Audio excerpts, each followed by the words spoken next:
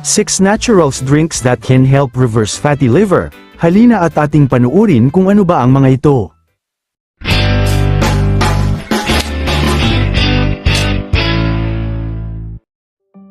Ang green tea ay mayaman sa catechins at malakas na antioxidant na nakakatulong na mabawasan ang pamamaga ng atay at pagtitipo ng taba. Ang regular na pagkonsumo ay nagpapabuti sa mga antas ng enzyme sa atay at pinahuhusay ang metabolismo ng taba. Ang pag-inom ng 1 hanggang 2 tasa ng unsweetened green tea araw-araw ay maaaring suportahan ang paggana ng atay at pabagalin ang pagdami ng taba na sakit ng atay. Lemon water. Ang katas ng lemon ay isang natural na inuming detox na nagpapasigla sa produksyon ng apdo, na tumutulong sa pagbagsak ng mga taba at pag-flush ng mga lason mula sa atay. Ang bitamina C at antioxidant sa lemon ay nakakabawas din ng oxidative stress. Ang pagsisimula ng iyong araw na may maligamgam na lemon water ay maaaring mapabuti ang kalusugan ng atay sa paglipas ng panahon. Amla juice, o Indian gooseberry. Ang amla juice ay puno ng bitamina C at polyphenols, na kilala na nagpoprotekta sa mga selula ng atay mula sa pinsala at nagtataguyod ng pagpapaganda ng buhay. Sinusuportahan nito ang aktibidad ng enzyme sa atay at binabawasan ang masamang cholesterol.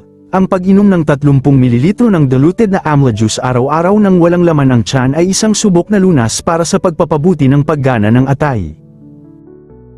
Beetroot juice. Ang beetroot juice ay naglalaman ng betalains at nitrates na nagpapahusay sa liver detoxification, nagpapababa ng oxidative damage, at nagpapaganda ng daloy ng dugo. Nakakatulong din ito sa pagpapababa ng mga antas ng triglyceride, na kadalasang nagpapataas sa taba ng atay. Ang isang baso na bagong timpla ng diluted na beetroot juice ng ilang beses sa isang linggo ay maaaring maging lubhang kapaki-pakinabang. Turmeric tea or milk. Ang curcumin, ang aktibong compound sa turmeric, ay may makapangyarihang anti-inflammatory at antioxidant properties na tumutulong sa pagpapagaling ng liver tissue at maiwasan ang pagtitipo ng taba. Kapag iniinom bilang turmeric tea o hinaluan ng mainit na gatas, pinahuhusay nito ang liver detox at sinusuportahan ang pangkalahatang kalusugan ng atay, lalo na kapag regular na iniinom sa gabi.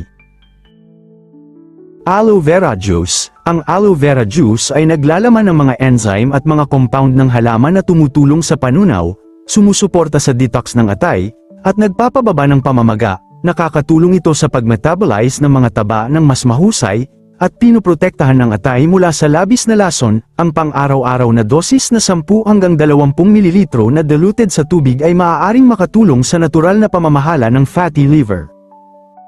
Iyan po ang 6 na natural na inumin, na makakatulong na mapabuti ang ating atay. Sana ay naibigan nyo ang munting kaalaman na ito, at makatulong sa ating pang-araw-araw na kalusugan, at huwag kalimutang i-share para naman sa kaalaman ng iba. At salamat sa inyong panunood.